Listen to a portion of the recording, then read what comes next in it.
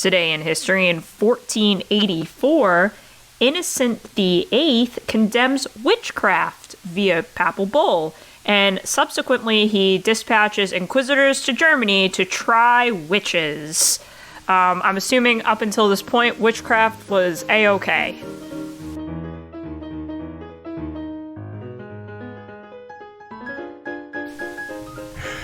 Welcome to What the Fuck History, where we discuss the wackiest and weirdest things that make us say, well, what the fuck history. I am your host, Zachary, and I once again am here with your historical BuzzFeed-style listicle.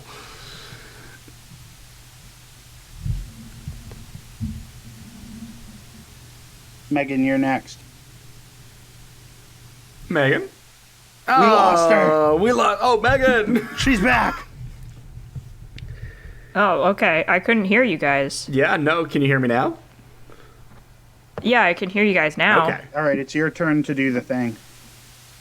Oh, sorry. My name's Megan, and I just experienced massive technical difficulties. And I'm Matt. Today I learned what our boy Steve looks like as a married man, and I gotta say, he's just a cutie. He's handsome as fuck, dude. He is. They look cute together. Just an absolute beaut. But we here and at fuck can he run. Triumvirate Productions just want to say congratulations to Steve and Kat, because Kat was also in the pictures of Steve looking like a beaut, and she looked great, so... Everybody looked great. It was just a great time. Well, I can't say the same for the people that I don't know that were in those pictures, but... Just Matt, in the most wholesome way, possible. You.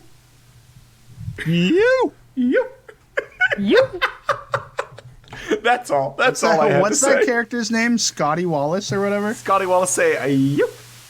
I didn't know Scotty Wallace was here. So anyways, Steve's been our resident fact checker for a long time. He tells us how to pronounce things, often many weeks after we've recorded the podcast episodes. So he'll just post in our group chat and be like, this is how you say this. And we're like, we don't know what you're talking about. Hold on a minute. That was a couple weeks ago. Yeah, I'll just be like, oh shit, Steve's correcting us. But he really is the sweetest, and he's great at telling us what we fucked up on. So congratulations to Kat and Steve. Can't wait to see you when you come back to town. Super excited. All right, podcast children, we have reset our strikes to 0. We have played a fictional game of rocked, paper, scissors, and the order for tonight is Zach, followed by me, followed by Megan. Rocked. Paper, scissors. Rocked paper. Rocked paper. Rocked you like a hurricane paper. Here I am! That's all I can sing of that That's song. all we can sing. We'll get sued. That's right. I am here, starting us off, to once again list off some weird things in history and put them in a ranked list to which I think is the best.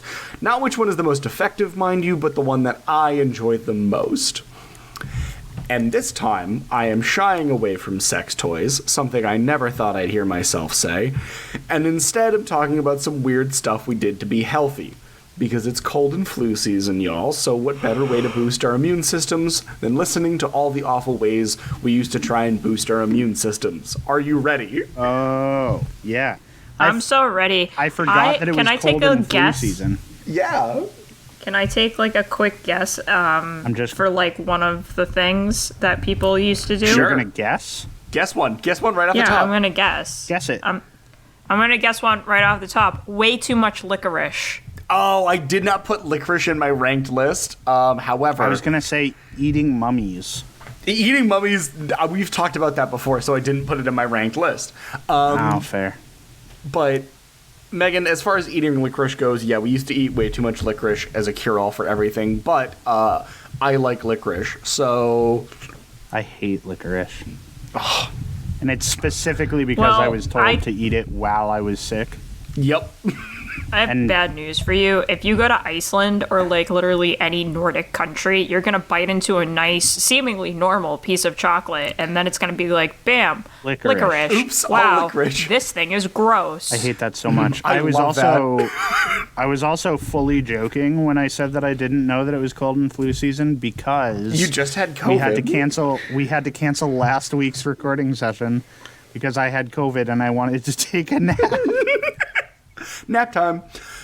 All right, so let's get this show on the road, and I think we should start this by talking about the creme de la creme of shitty health options, which is just snake oil. Because in our current lexicon, yeah, the current way we talk, our current vocabulary, snake oil is the catch-all name for anything we find to be hocus pocus. And so I think it warrants Including talking the movie about Hocus Pocus. which I still have not seen, and I refuse to do so. Fair enough. I have the moral high ground. At least that's what I tell myself at night. So Right. snake oil was a real thing. It was oil that was extracted from Chinese water snakes and served the same purpose as today's fish oils do. Basically a healthy dose of omega-3 fatty acids and helping to reduce inflammation. So when Chinese workers brought it over during the construction of the Transcontinental Railroad, it became very popular. But Lick that snake. what was that, Megan? Lick the snake. Like the snake. No, it was like, so you get fish oil pills, which is like concentrated fish fat. I mean, Yeah, that's like licking the fish. licking the fish. So the actual usable snake oil didn't stop one Clark, the rattlesnake king Stanley. Move over, Tiger King. This guy's the real deal. And Stanley was a cowboy that went around selling people bogus versions of snake oil. And he would roam from town to town, claiming that he had studied with a Hopi medicine man that taught him all about the wonders of snake oil. And at one point, he even winds up at the 1893 Chicago World's Fair, where he just grabs a bag full of rattlesnake, pulls one out, slices it open, and wrings it out like a shitty dish rag and starts selling it to fair attendees. Yes. That's a thing. And the FDA later is like, hey, y'all, this shit contains no snake whatsoever. It's bogus. This has no snake. Absolutely. Looking at the percentages, no snake. 0% snake in this snake oil. Clark keeps It's like pushing. it did a 23andMe, but for fucking whether or not it had snake in Snake it. in it? Yeah. Send it to the lab. The boys at the lab say there's 0 snake in this. But The boys at the lab have confirmed no snake. no snake. Clark keeps selling his snake oil throughout the United States and pushing his bullshit until the day he dies. Which is why we have the term today, because a lot of people tried it and a lot of people were like, hey, this isn't going to cure all of the ailments that this man said it would. So, voila, snake oil. Now, I'm going to rank snake oil here, and I'm going to rate it as a D, because, well, the idea of ripping open a snake in front of a live audience where it could possibly ruin a perfectly good funnel cake seems terrible to me. It is kind of metal, so I won't go lower than a D. Okay. Does that seem fair?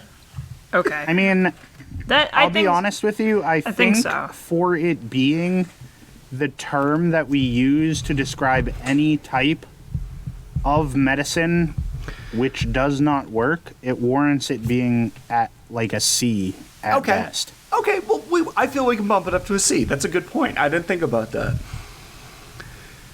So, we have moved snake Okay. oil up to a C. This wouldn't be the last prescription mishap, and we didn't want to, at least I didn't want to forget about the thing that on the market that makes the. Sorry, my bad. I'm tripping over my words.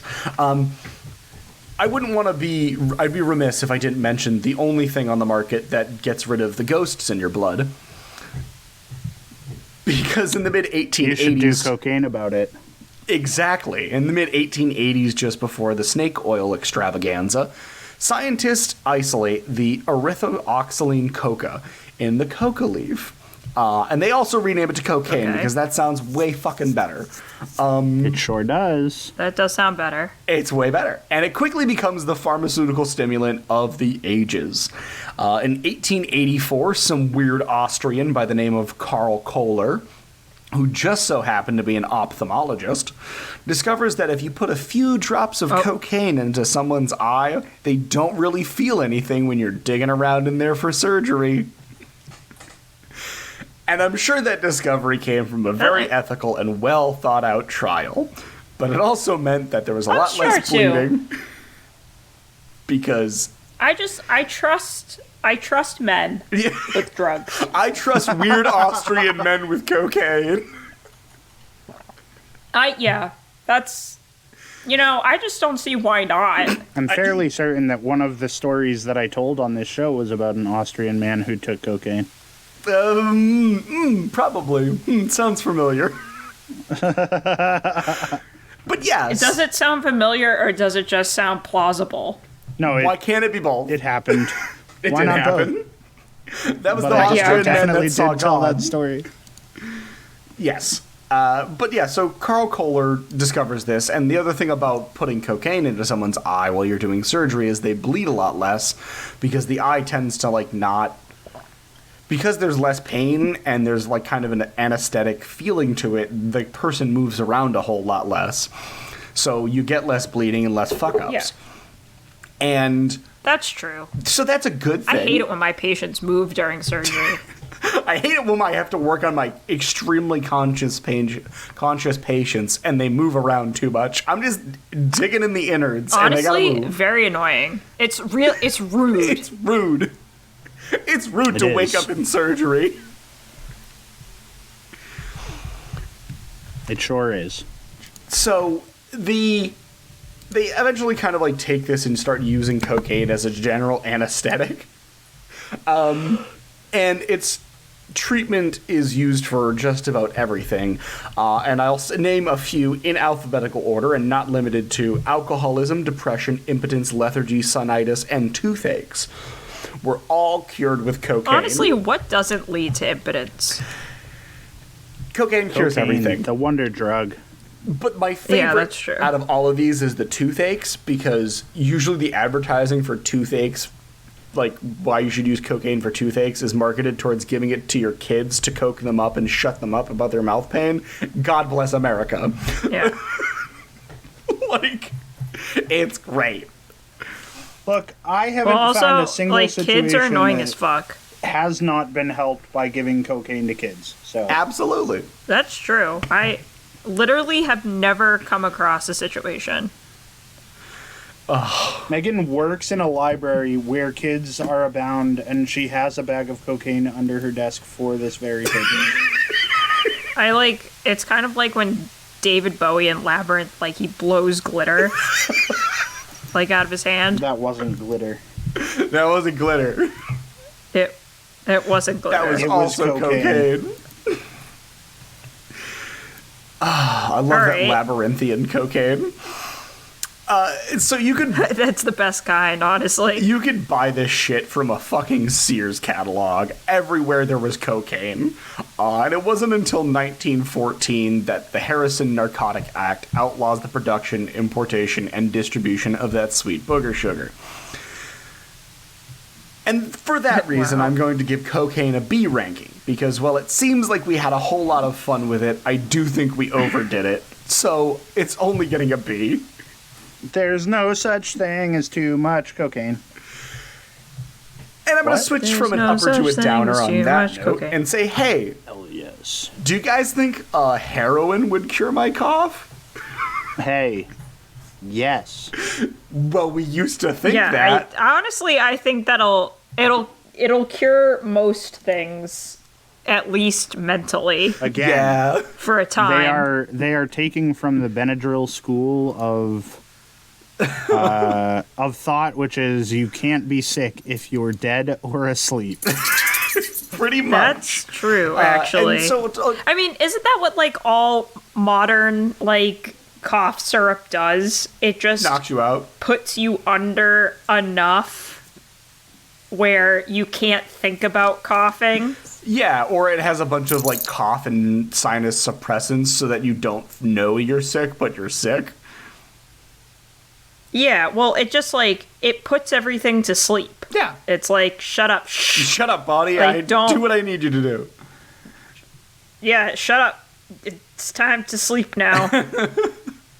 So It hits you over the head with a coffee mug. Exactly. So in the 1880s, along with all the cocaine use, we did have a problem with morphine in America. And we continued to have a problem with morphine for quite a while until 1895, when a new quote-unquote safe and non-addictive morphine alternative hits the market. It's heroin. Is it? We love that. A safe alternative. So heroin is 5 times more effective than morphine. That's the safe one. What was that, Meghan? That's the safe one. Oh, that's the safe one for sure, That's yeah. the safe alternative. So heroin is 5 times more effective than morphine, but despite what they say, it is equally as addictive. But that never stopped pharmaceutical companies, and eventually you get everything from pushing it on doctors for patients to straight up selling heroin-laced aspirin from Bayer. Yeah. Okay, but here's the thing. When I don't feel good, right? Like when something on my body hurts, or like I got a tummy ache, or my head hurts, I would like heroin-laced Advil. You know what? Like, it's awful. Like, I know it's real bad, but, I mean, the shit would work, I guess. Like, I wouldn't have a migraine if I was taking heroin-laced Advil. No, you wouldn't have anything at all. I wouldn't have any. I'd be gone. And eventually heroin also gets a ban altogether in 1924. Way too late for what it should have been, but hey, at least we got a ban. And on that note, I'm going to give heroin an F because I can't go any lower than an F. Heroin's awful. It's an X. Yeah. And because it's me, I can't actually stop myself, nor do I want to stop myself from bringing a sexy thing in here to wrap it all up. So, as a last note on weird things we did in medical history to fix ourselves, hey, have you guys ever just, like, lost your sex drive and think, I know what would fix this? Hooking myself up to a car battery. No. Like what part? Just all of you. Oh, okay. I think I would see God before I got turned on. You'd be turned on by a battery. But like a Not, fucking... like, not maybe only I'm will this turned kill on- you, it'll hurt the entire time. Maybe I would be turned on by seeing God due to the car battery. Maybe. Perhaps. Just hallelujah, he has risen. That was And a bad so joke. have I. So, that was the certain way of thinking back in the day, and male impotence being blamed on so many things. Stingy Victorians blamed it on too much masturbation and sex, or too little, depending on which person you talk to. In medieval times, it was an imbalance of the humors, and we've come up with some whack shit to get hard. We really have. And we're not here for excuses. We're here for results. We're here for solutions. We're here for solutions. How do we fix the boner problem? Well, some doctors thought that the fix for the boner problem was electrical stimulation, and they would give what they called galvanic baths to people who were impotent. Maybe they're not wrong. And I don't know. Maybe they're not wrong. Like, so here's the thing. aren't there face masks?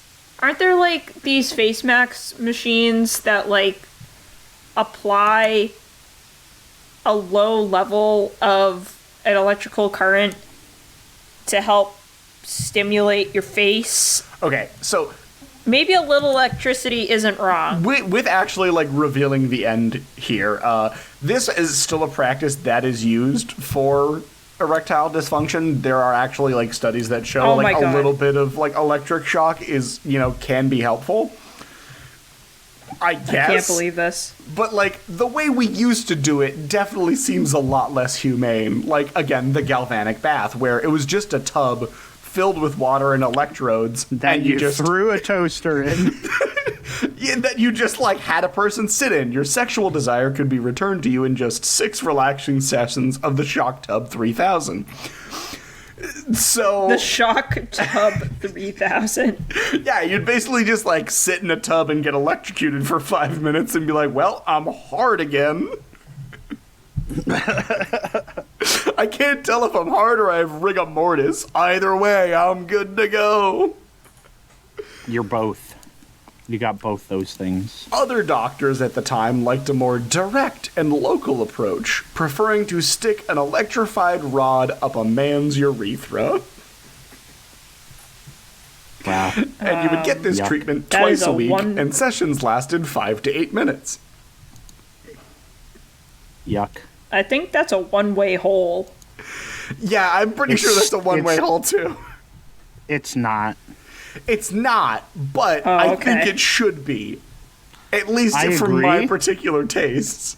But we're also not here to kink shame. So like, I'm not if here to that's your yuck any thing, yums, but for me, that's a no from me, dog. it's a no from me, dog, as well.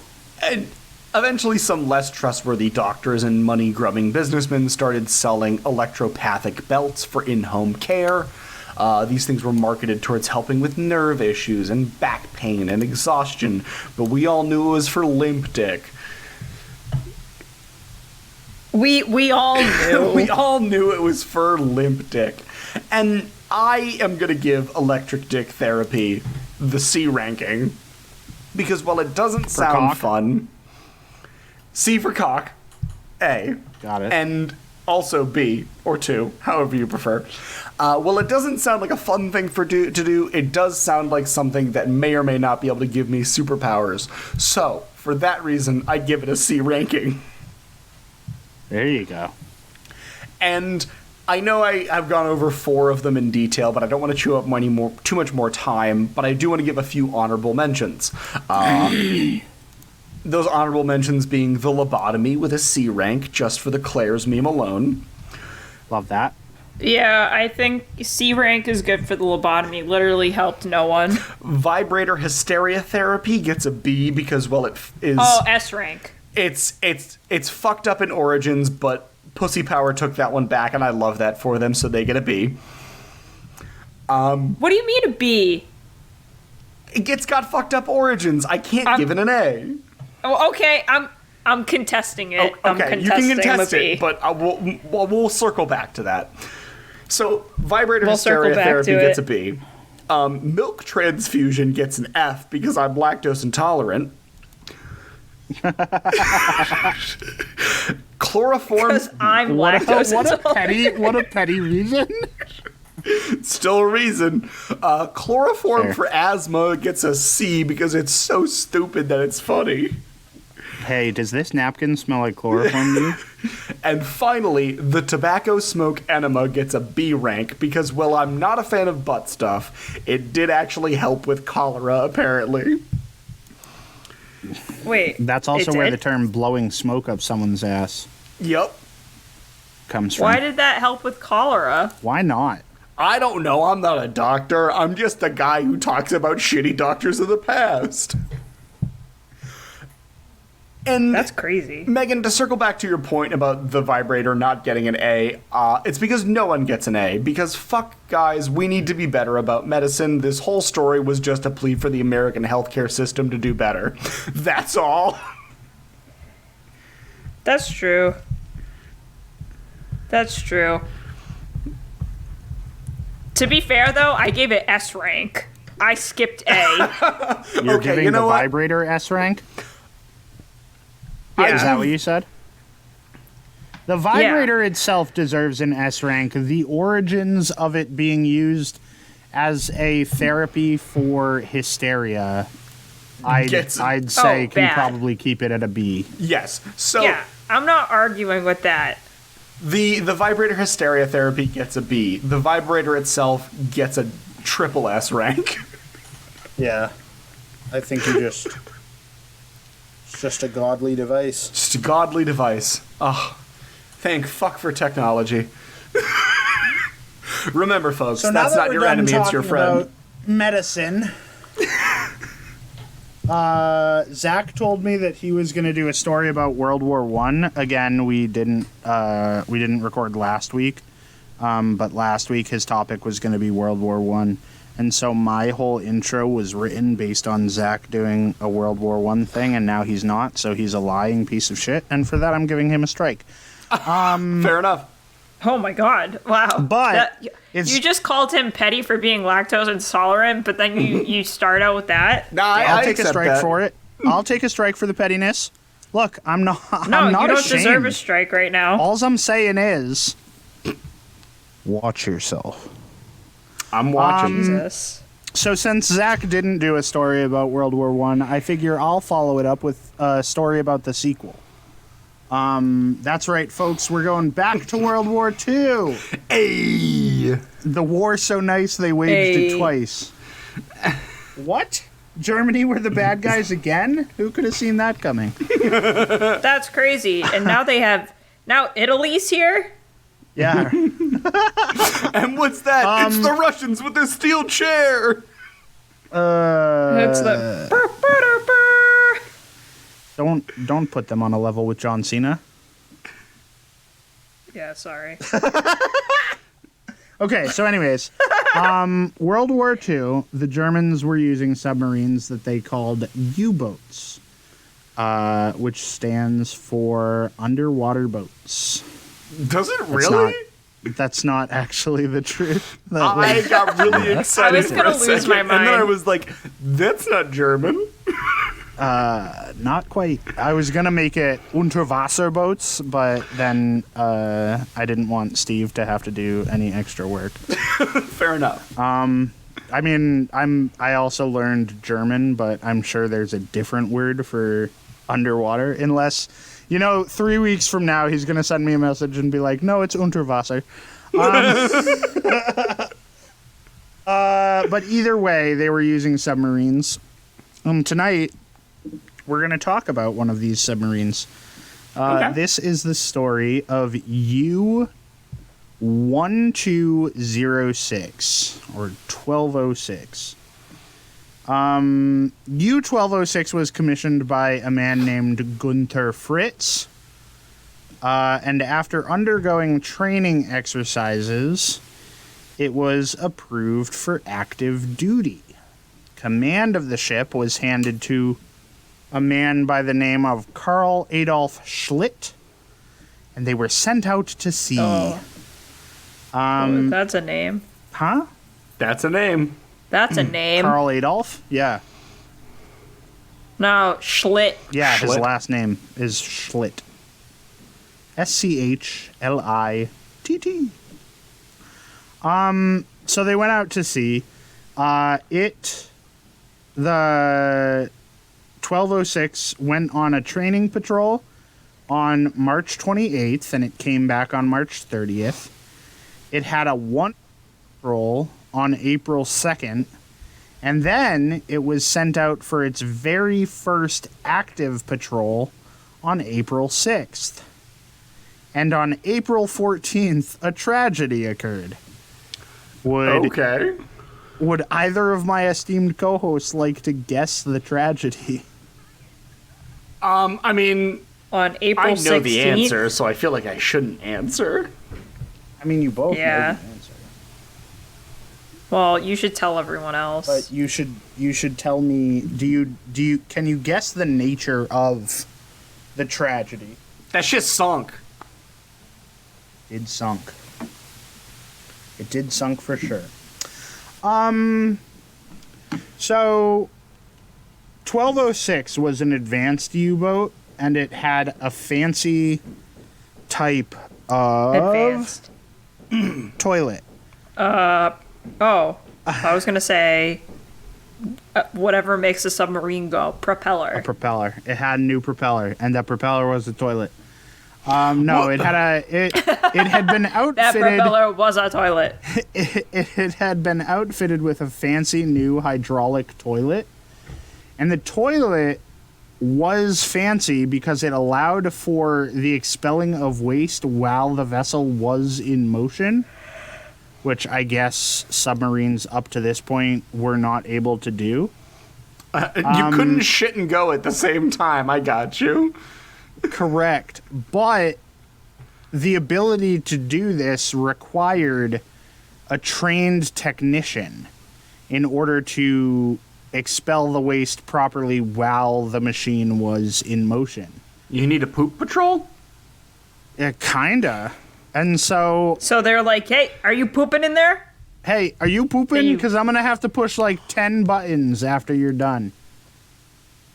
So anyways, the day of April 14th, crew member goes to the bathroom, tries to flush the toilet on their own, and because they have not had any training on the hydraulic system, they cause seawater to flood back in through the toilet.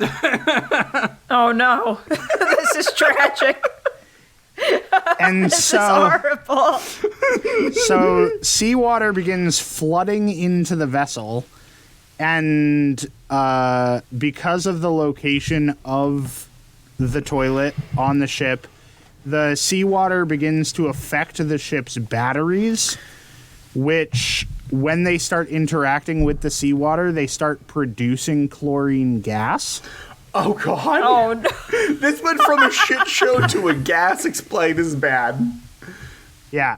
So the captain's put in between a rock and a hard place, where he has to decide if the whole crew should die of gas inhalation or if they should surface so that they can get some fresh air. He decides that it's a great idea to surface. Yeah. And then he immediately gets spotted by the British, who shell them until the U-boat captain is forced to scuttle the vessel. I can't believe this. I can't believe I die or I die. could Got bring it. such horror. I either die or it's a rock and a hard place. You either die or you die. Yeah. They don't end up getting hurt. Like, no one on the crew of U-1206 ends up getting hurt by the shelling. Okay. But 3 sailors did die in the high seas after they had to abandon the vessel. Okay. The silver lining to that story is that they're Nazis, so don't feel bad about them dying. I don't. And 46 men were recovered from U-1206 and taken as prisoners of war until the war ended 24 days later. Oh, okay. And I think what's really fun about this story is that this was literally, like, its first time out. Like, it had been on test runs, but this was its first active patrol. So it goes out on its first active patrol on the 6th, and by the 14th, it's getting scuttled because somebody took a shit and flushed the toilet at the same time. I love that. That makes me, like, it's bad, but it makes me so happy to know that someone was like, oh, well, gotta do my business. Oh, no. Just imagine being the guy on that U-boat, though. Imagine being the guy who pooped. Yeah. Imagine being the guy that thought, it can't be that hard to flush a toilet. I can flush a toilet. I know what I'm doing. Oh, no. Imagine not being able to hold it. Oh, oops.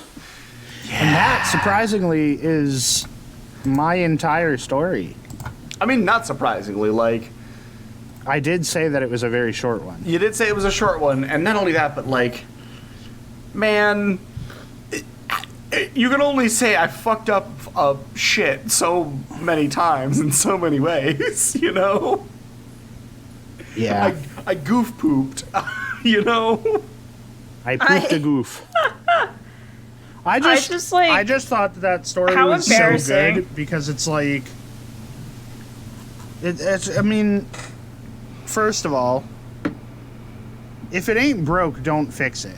Like, Yeah. was it necessary to invent a U-boat at that point that needed a whole new system for getting rid of shit, or could we have just kept on keeping on?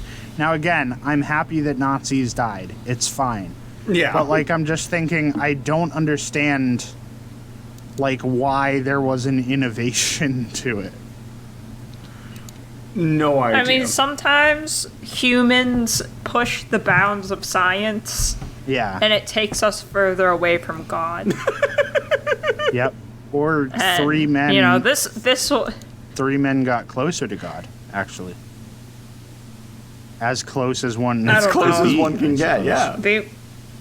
They might have gone to hell based on the situation. That's true. They were Nazis. And they died in the poop sub. They died in the Sub, buddy. Dying in the poop sub is a good song. Yeah. Dying in the poop sub is Nazis is a great dying in the song, poop sub. actually. But yeah, that's my story. It's very short. Hey, it did what it had to do. It did what it had to do. It brought everyone a knowledge of don't poop on a sub. Of the poop sub. Poop on a sub. Pooping on a sub. Don't poop on a sub. Pooping on a sub. Don't do it. I'm gonna tell my story now. Okay. Okay. Explosively, but not as explosive as Matt's sub. A poop sub? Poop sub? Yeah, it's explosively, my story is called It's Corn. It's corn. A big lump of... It's corn. A big lump of knobs. It's I got don't know the if that's juice. trademarked. Is that a trademark song? I don't think The so. song? I don't think he's going around performing it. I would go to a concert of the It's Corn. So, I'm sure you're wondering, Megan, why would I ever go to South Dakota? Yeah, why would you go to South it's- Dakota? Why would you ever go to South Dakota? Out of the blue, truly, you would be asking me that. And then you would probably follow it up with, it has like 2 people and fracking, and those 2 people love fracking. Those 2 people But will sit you I down have- every day to talk to you about And talk how to you much about they love fracking. fracking. About their Lord and Savior You're like- fracking. Yeah, fracking Christ. That's his name. So I have just 2 words for you about why to visit South Dakota, and they are It's corn. Corn Palace. Corn what? Just Corn Palace. Corn Palace. Corn. There's a corn palace in South Corn. Dakota? There's a Corn Palace located in scenic Mitchell, South Dakota. Mitchell. I bought my ticket. Okay, yeah, I thought so. I don't know where the closest airport is to this place, but there is a Corn Palace. So let me explain to you what the Corn Palace is. The Corn Palace is many things. First and foremost, an inspiration, a vision, the epitome of human engineering. It's all of these things. And when it isn't being lauded as the pinnacle of mankind's imagination, it is also called the world's only corn palace and the Mitchell Corn Palace. So they kind of fell off of the train with the last one. I love that they had But- to like explain that. No. There's only one corn palace, and we got it here. It is the corn palace. We got it here. It is the Corn Palace, world's only Corn Palace. So I would like to start my story at the beginning of the palace's journey. Taking you back, it is the late 19th century. The internet still hadn't been invented, so we had a lot of time on our hands, especially in the Great Plains region of the U.S. A number of cities out there during this time constructed crop or grain palaces to promote themselves. and to hype up some of the dank farm products, sans weed that they were growing. Hemp, not popular. Every other part of weed, also not popular. Fucking straight edge losers. I'm kidding. Straight edge losers, farmers. So, surprisingly, people with nothing better to do went absolutely feral about grain palaces.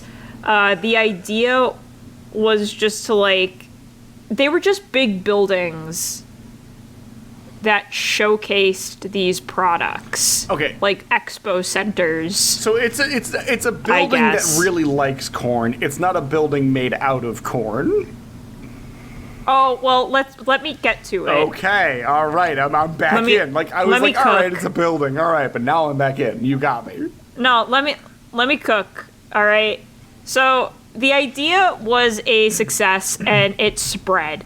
So from 1887 to 1930, there were at least 34 corn palaces that were built across the Midwest, but only Mitchell's Corn Palace, which is built in the Moorish Revival style, so it looks like it's straight out of Arabian Nights, survives. Oh my god. I don't know why that's the architectural style they went with. It must have been awkward after 9/11.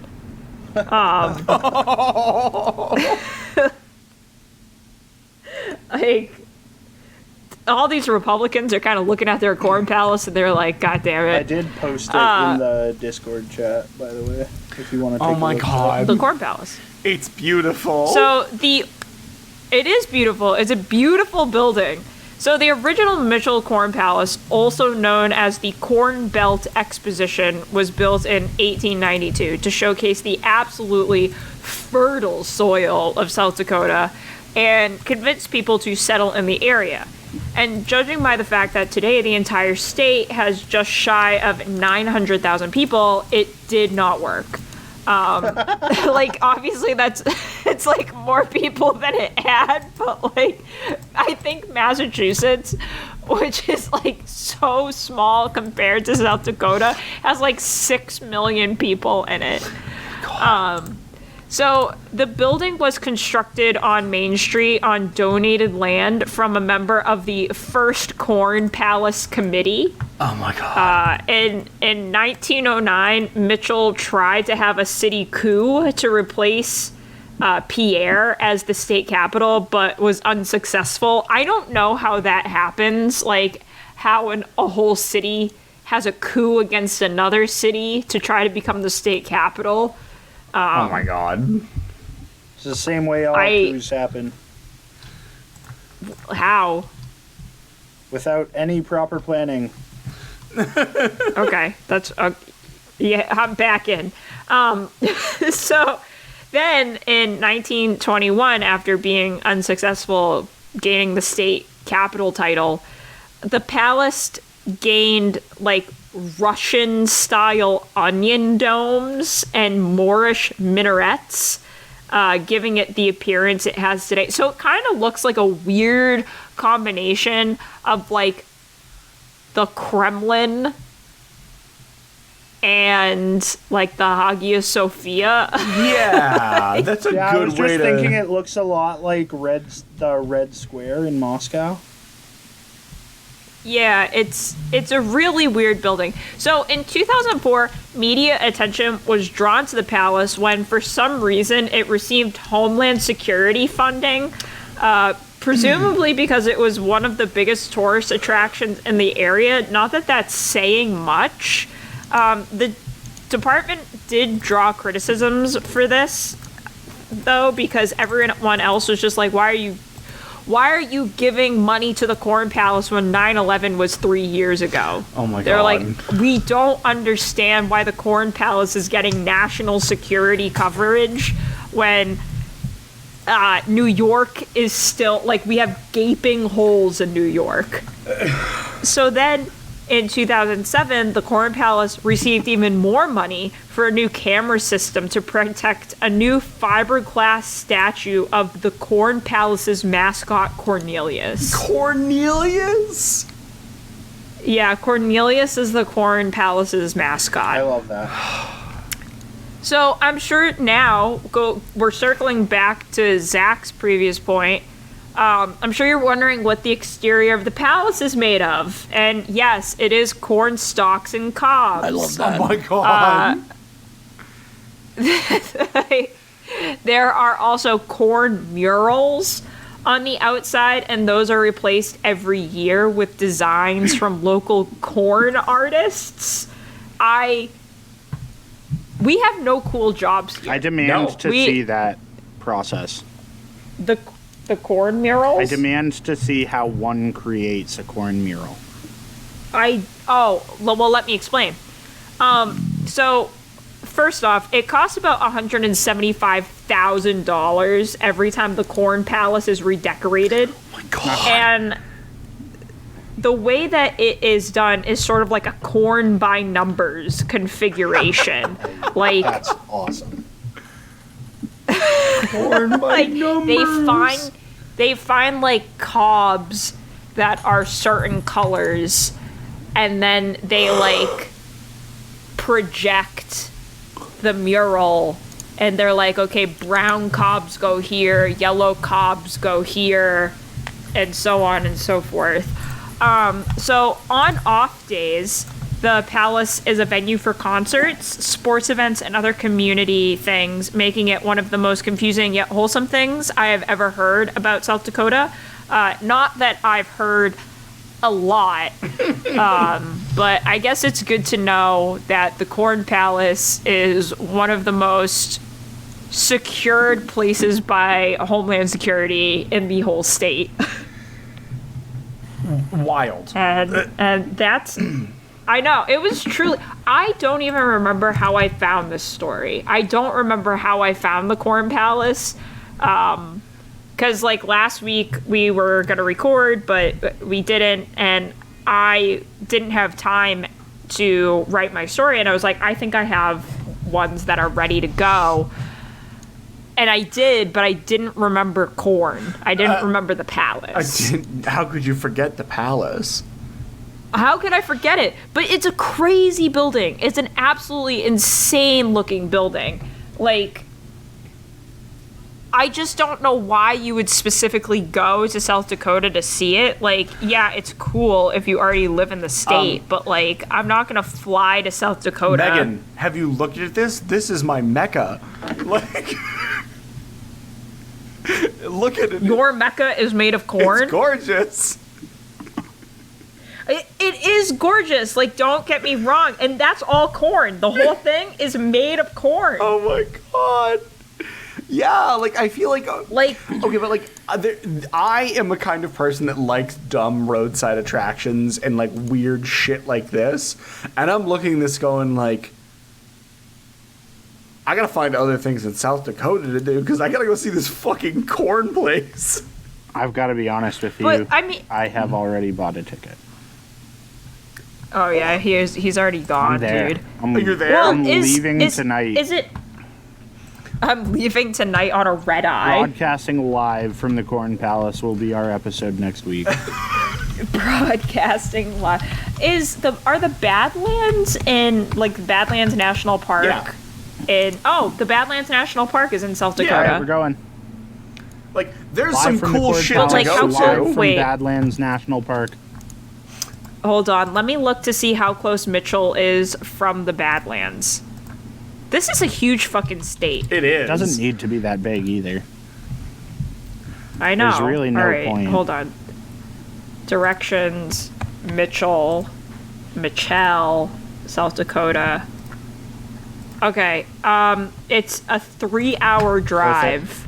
Worth it. We're good. We'll take turns. From It's an hour Mitchell. each. We got this. Yeah, and I think that Sioux Falls maybe Sioux Falls has That's what I was thinking. an airport. It does. All right, we're cooking now. Guys. We're cooking. We're already there. Oh, it's only already an hour happening. away from Sioux Falls International Airport. My God. Oh my God. We're getting there. We're going. How far is Sioux Falls from here? Because Well, it's a that's the plane most ride. important part. I mean, Well, yeah, but here's my Well, thing. I'm that's- afraid yeah. of planes. Well, I was gonna say, here's we can get a ticket right now for $987. Going Holy to Sioux shit. Falls. That is more money than going to Japan. Sioux Falls, South Dakota, United States. Okay. Now, if I was Yeah. just trying to find, fucking... Okay, well, let's see. Matt, let's see how far away it is from, like, Lowell, Massachusetts. For a drive? Let's drive. Yeah, we're driving. Okay. It says it's gonna take 24 hours to drive. Oh, here's the thing. I'm sorry. That was Christmas inflated prices. If we went in January, it would be $375. Oh, those are the prices that we're looking for. So if we drove I-90 the whole way, we would be there in 24 hours. It's 1,600 miles Jeez. to go to Mitchell, to go to the Corn Palace. But, you go through Chicago. Worth it. Worth it. Can I tell you And that honestly, I my might just... younger brother What once went to Chicago, could not find a place to park, and left? Oh my god. Oh, crazy. Just like left Chicago, was like, well, don't love this. Yeah. Decided to leave. Interesting. Was just like, hey, I have time, I'll go to Chicago. Went to Chicago and was just like, nah. That's crazy. I like Chicago. I am having trouble with the fact that there's no direct flight to To Sioux Falls. Sioux Falls. Ah. But perhaps I'm just not looking the right place. Maybe. I try from Manchester Oh no, so you gotta fly from instead of Boston. from... Yeah, see, here's the thing. I'm trying from Boston, and it's not working. Oh. So if I don't try know. from Manchester, maybe there's a direct flight to Sioux Falls. To Nope. Sioux Falls, so we can drive to Mitchell. They made it worse. So then we can drive to the Badlands. And then honestly, what's stopping us? What's stopping us from going to California? Yeah, right? It's only Might a as well. 3-hour flight, technically. Yeah. All right, we should What's wrap this up stopping while us? we're trying to figure out how we're getting to the fucking corn Guys. palace. While we're trying to Next- figure out how to get to the Corn Next Palace. recording will we're be like, live we gotta, from the Corn like, Palace. live from Badlands, South Dakota. Just 3-hour drive from the Corn Palace, which is just an hour drive from Sioux Falls. Oh my god, you're All hearing us right, from the but road. yeah, that was my story. You're currently hearing us from the road, everyone. The next recording will be living in South Dakota. We've already moved. We're already there. We've already Bags moved. already packed. We're already there. You can count us out whenever you... Oh, wait, no, there's stuff we have to do. No, Yeah. I can't. I'm not counting us. Oh, my God. I'm not doing How shit. did I forget the... I thought that we were just at, like... I thought we'd just been vamping. I Nope, thought not this was vamping. like an After Dark segment that we had Nope. just... I remembered that we haven't fully finished the podcast No, yet. so let's wrap this shit up. If you Jesus love Christ. what you hear from us, and clearly you do because you heard us just fucking jerk off about a corn palace Guys, for fucking I 10 apologize minutes. that I did not do my podcast badly duties and step in to be like, before we go on with this, maybe It's- we should fucking No, it's all good. end it. But yeah, if you like what you hear from us, head on over to iTunes and Spotify. We like both. And give us a rating and review. It's an easy way for you to help us out for free by bumping us up on the charts. All you got to do is give us a 5-star review, and on iTunes you can actually leave us a little message.